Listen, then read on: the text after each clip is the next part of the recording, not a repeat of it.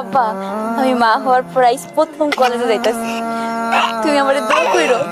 তোর উপর আমার দোয়া সব সময়ের জন্য। কিন্তু মারে, তুই যে পথ পাড়ি দেবার জন্য ঘর থেকে বের হলি, সে পথ তো অনেক কঠিন রে মা। তোমাকে ভালোবাসার দোয়া থাকলে আমি আমার বাবুরে নিয়ে এভারেস্ট জয় করতে পারবো আব্বা।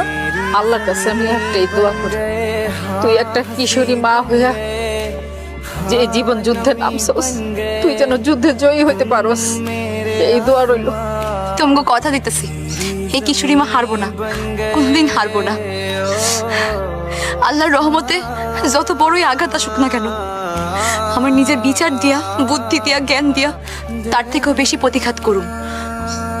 কারণ মায়েরা কোনদিন হারে না, মায়েরা কোনদিন হারতে জানে না। একটা মায়ের মতো এই পৃথিবীতে বড় যোদ্ধা আর কেউ হয় না। আর সাথে কলেজে যাবে।